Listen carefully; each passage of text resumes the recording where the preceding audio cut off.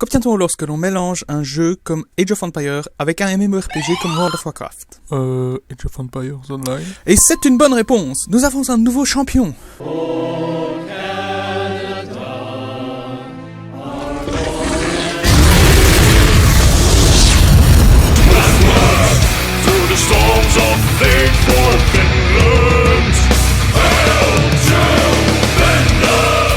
Bonjour à tous et à toutes, bienvenue pour cette première vidéo de l'année sur Lord's Room. Aujourd'hui on se retrouve sur Age of Empires Online. Alors Age of Empires Online, qu'est-ce que c'est concrètement? Eh bien c'est un RTS, comme les Age of Empires, croisé avec un MMORPG. Prenons par exemple World of Warcraft. Ce qui fait que vous avez des quêtes, comme par ici, où vous devez aller parler au roi Minos, voilà, où vous avez des missions. Et les parties RTS se passent pendant vos quêtes. Donc, par exemple, vous devez aller écraser la résistance dans une ville, ou faire construire une merveille, ou je ne sais quoi d'autre. Et donc vous avez en plus une petite partie gestion de ressources, production de ressources. Donc ici c'est mon quartier de commerçants de ma capitale Celte, parce qu'il y a plusieurs civilisations. Alors les Celtes, pourquoi les Celtes? Eh bien parce que les Belges étaient Celtes pendant très longtemps, jusqu'à ce que les Romains se ramènent. Et puis ils sont sympas les Celtes. Ils ont même pas d'armes de siège et ils ont une très faible cavalerie, c'est tout l'infanterie, donc c'est vraiment sympa, c'est mon style de jeu. Et mon quartier de production chez les Celtes produit, j'ai 4 bâtiments qui produisent de l'or massif, ce qui est historiquement très probable vu que la Gaule était connue pour ses immenses mines d'or. J'ai des productions d'épices, ce qui est déjà un peu moins probable. La production de grains, ça c'est très probable vu que les Celtes étaient de très grands agriculteurs. D'ailleurs les Romains se sont inspirés de leur système pour augmenter leur récolte de blé. Un peu de fourrure, parce que on chasse du tigre en Gaule, hein, c'est sûr.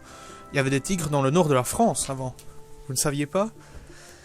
Et puis, donc nous avons aussi une production de soie. Bon, ça c'est très peu historiquement probable, vu que la soie vient d'Asie, que les Gaulois n'avaient pas vraiment de contact avec les Asiatiques.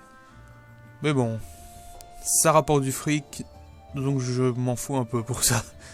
Puis nous avons ici nos 2 écoles d'artisanat, l'école de métallurgie, qui permet de produire essentiellement des accessoires pour vos unités et des consommables type mercenaires ou arbres produisant un certain nombre de bois, ou des consommables qui améliorent vos unités, ainsi que mon école d'école d'ingénierie qui produit essentiellement des plaquage pour les navires et pour les unités de siège. Et vu que j'ai pas d'unité de siège, ça sert pas à grand chose d'en faire. Et des consommables pour créer de la pierre, ce qui peut être utile selon la mission des fois. Alors, je parlais de stuff, c'est parce que il y a aussi un système de stuff comme dans les RPG, avec un niveau d'objet, comme dans World of Warcraft. Et chaque pièce de stuff donne des statistiques différentes. Donc par exemple ici ça augmente les dégâts, cette épée augmente les dégâts. Ou alors cette médaille augmente les dégâts aussi un petit peu et diminue le coût.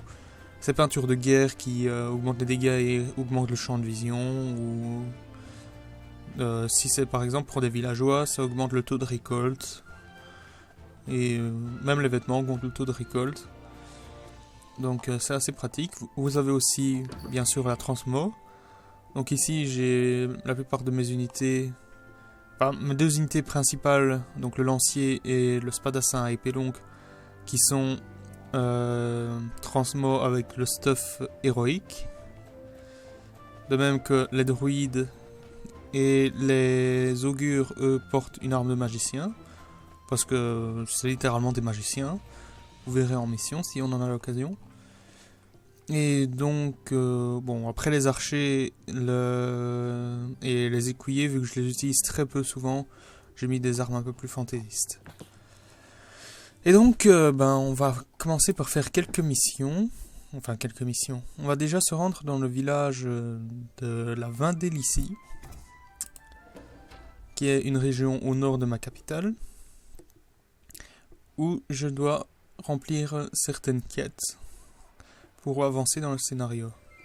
Alors, ici, on a un petit village typiquement gaulois, hein, avec des huttes en chaume et tout est recouvert de chaume. Donc on a une rudesse qui veut qu'on tue des gardiens. Pourquoi pas.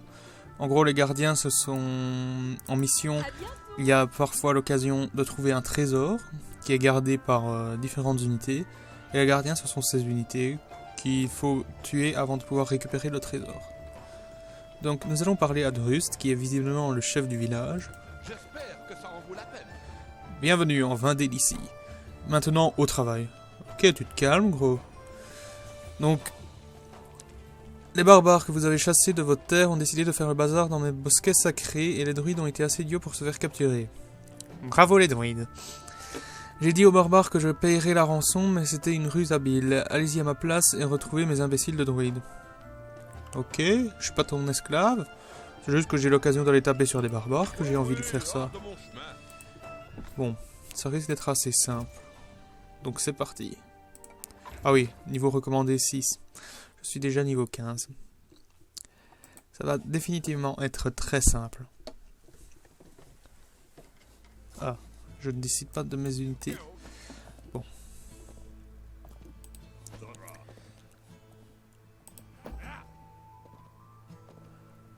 Bonjour.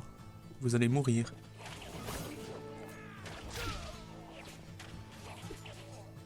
Ils ne font aucun dégât quasiment.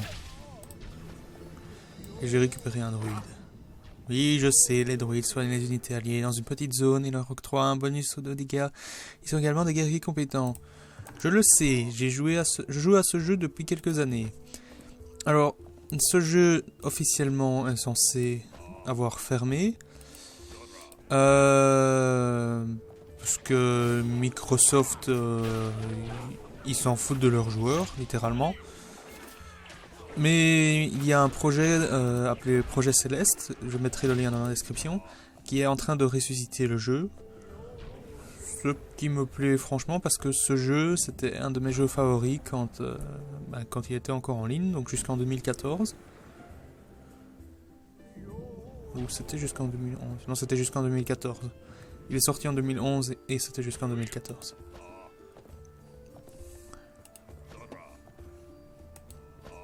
Bon, cette mission va être définitivement très simple.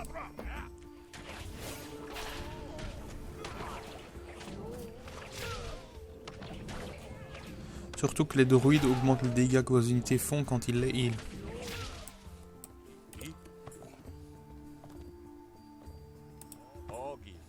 Enfin, c'est pas aussi pété qu'un augure. Un augure, en gros, ça convertit les unités ennemies. Ce qui fait que vous volez tous les soldats à l'ennemi, ce qui peut être assez pratique dans certaines situations.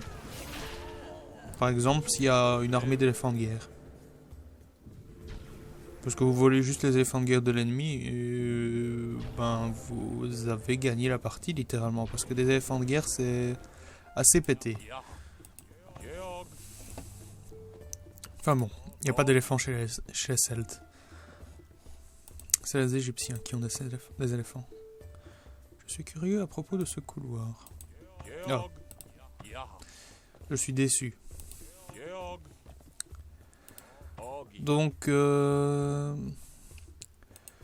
pour ceux qui ne sont pas au courant, pour le moment, je suis encore au Canada.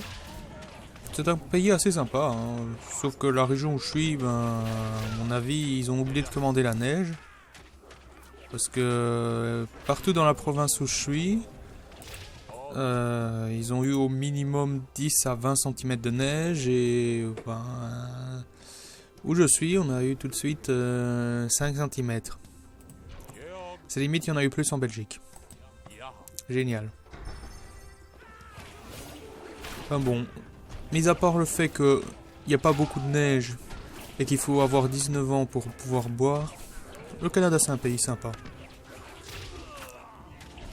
Surtout que j'ai cours seulement de 8h à 1h45. Avec une pause de midi de une demi-heure. Et une récréation de 10 minutes. Donc ça fait très court la journée. Hein, ça fait 5 heures de cours. Avec 4 cours différents seulement. Ah. Et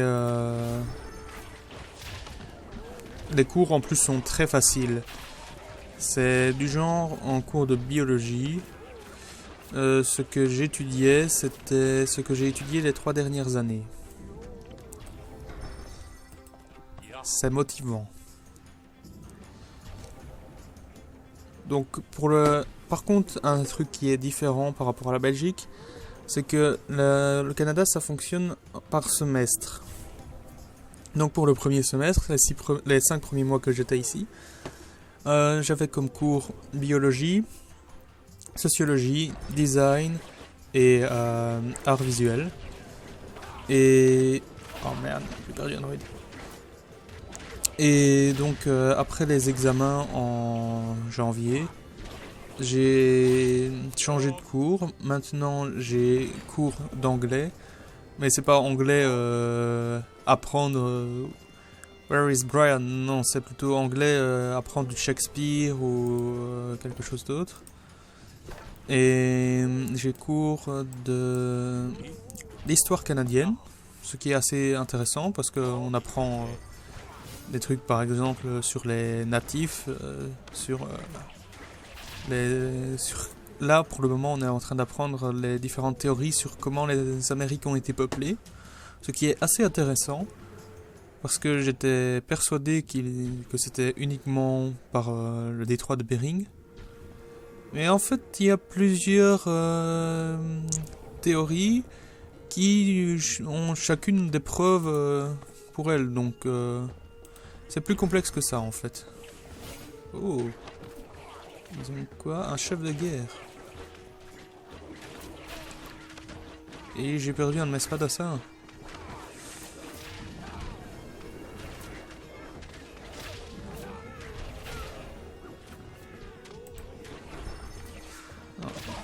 J'ai perdu un de mes droïdes en plus. Bon bah la mission est achevée. On peut retourner à la cité. Du coup. Donc oui, histoire du Canada, anglais. J'ai aussi histoire générale, donc c'est plus vu que je suis en grade 12, donc c'est littéralement la réto, c'est sur la guerre froide et tout ce qui se passe après la Deuxième Guerre mondiale en fait. Et il y a mon dernier cours, c'est droit, donc c'est sur le droit canadien, ce qui est assez intéressant aussi. Je vais essayer de trouver une faille dans la loi sur l'alcool. Si j'en trouve une, je serai goldé. J'espère que ça en vaut la peine. Ok, un coffre au trésor de niveau 3, vous vous foutez de ma gueule. Je viens de voir les druides s'éloigner furtivement, il y a encore du travail pour vous. Ne me faites pas perdre mon temps. Ne me fais pas perdre mon temps. Il serait pas canadien, lui. Bon, alors, nous venons d'obtenir un coffre, plus le coffre qu'on a obtenu dans la mission. Wow, un atelier du fermier. Poubelle. Donc on peut revendre les items et après on peut les réutiliser plus tard. Et armure d'étoffe. Ah bah, ça c'est bien parce que j'ai mes druides et mes augures qui n'en ont pas. Les augures en priorité parce que je les utilise plus souvent. Bon. Faites vite. Faites vite. Comme vous le savez, la Vendélicie regorge d'or. Les villageois travaillent nuit et jour pour assurer la prospérité de notre peuple. Bah putain, t'es un putain d'esclavagiste en fait. Les barbares que vous avez chassés des bosquets sacrés ont essayé de lancer des raids sur nos gisements d'or. Ils ont échoué bien entendu, mais beaucoup de villageois ont été blessés pendant le conflit. Au lieu de perdre des jours à attendre que les villageois soient guéris, formez un détachement de druides pour les soigner. N'hésitez pas à brutaliser les villageois s'ils ne marchent pas droit. Ou juste si vous en sentez l'envie. Mais t'es un putain d'esclavagiste! C'est ce que je disais. Ce type, littéralement, il veut que j'aille tapasser ces villageois s'ils veulent pas bosser. Je peux pas attaquer le village pour le buter, lui. Je sais pas, hein, ça me semble le plus logique. Si je voulais attaquer le village... Bon, déjà qu'il n'y a que très peu d'accès, ce qui est pas top. Il me faudrait au moins des archers longs. Parce que les archers longs, ils ont une portée plus grande que les tours, donc ils peuvent attaquer les tours sans se faire attaquer, ce qui est sympa. Enfin bref. Donc, c'était une petite quête assez simple. La plupart des quêtes, vous devez construire des bâtiments et tout ça. Donc, on va... Je vais juste vous montrer comment ça se passe. En gros. Donc ici c'est une quête journalière. Que vous pouvez... Non, c'est même une quête qu'on peut répéter 2 fois par jour. Donc vous commencez généralement avec un forum et quelques villageois au minimum. Plus un éclaireur. Et... généralement 3 lanciers. Alors moi ce que je fais généralement, sur cette carte en particulier, je recrute d'abord des gens pour couper du bois. Parce qu'une fois que je serai à l'âge 2, j'utilise le bois pour faire des fermes. Afin de produire de la nourriture à l'infini. Donc ici on a quelques ressources, 2 loups, on s'en fout un peu.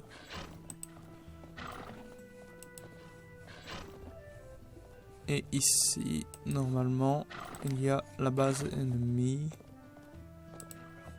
Voilà, avec des tours de défense bien sûr. Et pour... donc en gros, le but de cette mission c'est d'aller ici récupérer les artisans.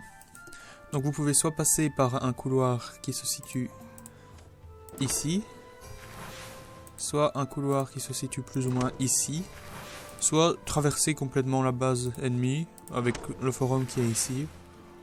Généralement je traverse la base, hein, ça rapporte plus d'expérience parce que chaque ennemi que vous tuez vous rapporte des points d'expérience. Et donc voilà. Alors ici pour avoir plus simple je vais construire un dépôt. Ce qui permet aux villageois de ne pas se taper le chemin jusqu'au forum à chaque fois.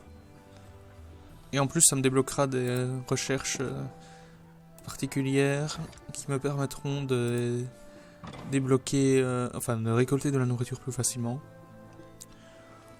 Donc après il faut juste passer dans les âges suivants. À l'âge 3 vous pouvez construire une forteresse. Et à l'âge 4 c'est littéralement vous faites vos unités les plus puissantes. Les unités les plus puissantes chez les Celtes, c'est typiquement les lanceurs de pierre. Donc en gros, c'est juste des types qui se promènent avec un chariot qui ont rempli de gros cailloux et ils les balancent sur tout ce qui bouge. Ce qui est pratique parce qu'ils ont une portée plus grande que les forteresses et que les tours, donc ils n'ont pas besoin d'être à portée des flèches, ce qui leur permet de survivre généralement longtemps. Donc là je viens de passer à l'âge 2, après c'est à l'âge 3, pour passer à l'âge 3, donc l'âge d'argent, il me faut 500 d'or et 500 de nourriture, plus 8 maisons au total. Pour passer à l'âge 4, l'âge d'or, c'est 1200 de nourriture, 1200 d'or, 500 ou 600 de pierre et 20 maisons. Donc c'est quand même assez cher, mais ça vaut franchement le coup. Surtout que je peux recruter mes archers longs, qui sont beaucoup moins chers que les lanceurs de pierre, et qui font presque autant de dégâts à la longue. Et qui sont surtout beaucoup plus mobiles. Enfin bon, je vais pas faire toute cette mission parce que ce serait trop long. Donc on va retourner à la capitale.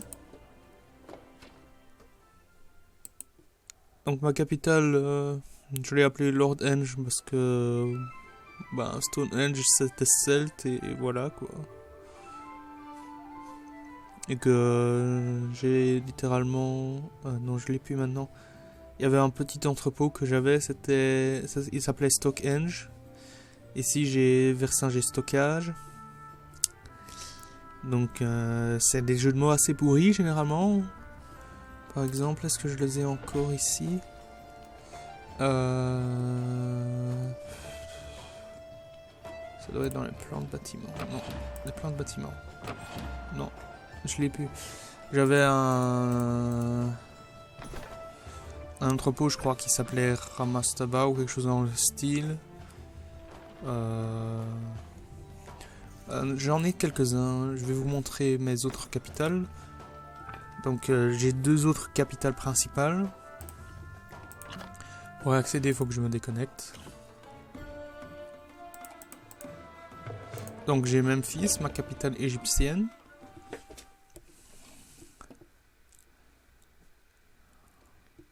Qui a 5 niveaux de plus, mais qui n'est pas aussi développée par contre. Hein. Parce que j'ai joué essentiellement les Celtes ces derniers temps et j'ai développé toutes mes recettes là-bas. Donc j'ai Amastaba, la cave de Ra et la tombe de Matériel. Encore des jeux de mots bien pourris. Donc l'Égypte, vous avez accès à la Nubie et à la Libye pour faire vos quêtes. Quand vous jouez les Celtes, donc ici la capitale, vous avez accès à la Thrace. Oh, la Thracie. C'est le nord de la Grèce. La Grèce est ici. Et l'accès vers la Turquie. Et vous avez aussi accès au Jutland. Donc c'est littéralement la Scandinavie avec le Danemark. Et c'est justement où on va aller avec la prochaine capitale. La prochaine capitale qui est les Nordiques. Parce que j'aime bien les Vikings. Donc, avec un écran de chargement assez stylé aussi. Et le putain d'ours qui tire le chariot. Parce qu'il n'y a pas plus badass que ça. Donc, ma petite capitale viking. Avec pour toutes mes productions de matériaux. Mes différents entrepôts. Qui ont des noms plus ou moins normaux que cette fois-ci. Mes 2 écoles d'artisanat. Une petite maison celte perdue au milieu de nulle part avec plein de maisons nordiques. Un bon petit chariot tiré par un ours.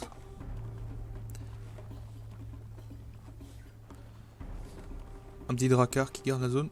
Qu'est-ce que la villageoise fait là? Littéralement, elle a dû nager pour rejoindre ces hauts fonds ici.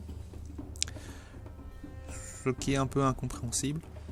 Donc ici le quartier commerçant avec tous mes magasins. Donc ça fait quand même un petit truc bien stylé quoi. Allez, on va suivre l'ours un petit peu.